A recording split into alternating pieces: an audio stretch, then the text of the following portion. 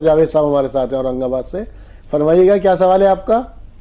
السلام علیکم ورحمۃ اللہ وبرکاتہ. وعلیکم السلام ورحمۃ اللہ وبرکاتہ. کیسے مزاج ہے آپ لوگوں کے؟ جی الحمدللہ الحمدللہ. اللہ تعالیٰ آپ کو سلامت رکھے. آمین. ہلو، میرا 2 سوال ہے. ایک ہے تو قربانی کا جو بڑا جانور آتا ہے اس میں جو 7 حصے ہوتے ہیں، اگر کوئی حقیقہ کرنا چاہے تو ایک حصہ حقیقے کا ڈال سکتے کیا؟ اور دوسرا سوال یہ صدقہ خیرات کی طرف سے محرومین کے لیے ہے. میرا صدقہ خیرات کرنے کا طریقہ ایسا ہے کہ میں اپنے محرومین کے لیے صدقہ کرتا ہوں تو ان کا نام لے کے نیت کرتا ہوں، اور اللہ کی طرف سے اگر صدقہ دینا ہے تو اللہ کی راہ میں دے رہے ایسا کہہ کے میں صدقہ کرتا ہوں.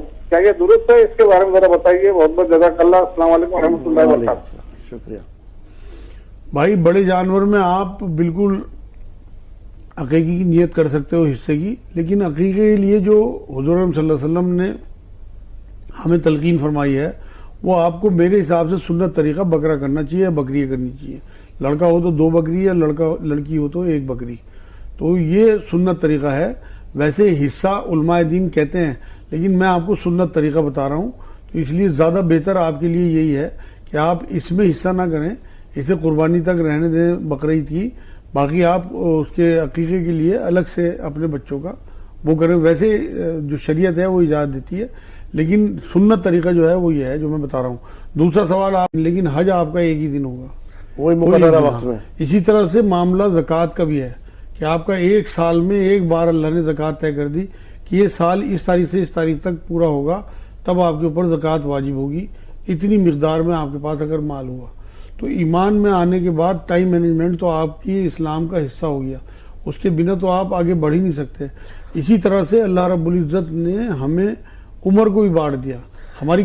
جی مقررہ وقتوں میں نماز یہ نہیں آپ ظہر کے اثر میں اثر کی قرآن کی آیت ہے جو آپ کہہ رہے ہیں. یہ حکم ہے سورہ نساء میں اللہ نے کہا کہ اے مومنو تمہارے اوپر مقررہ وقتوں میں نماز فرض قرار دے دی گئی. اس کے آگے بڑھ کے میں آپ کہوں گا انسان کی زندگی کو بھی اللہ رب العزت نے وقت کے ساتھ بانٹا ہے.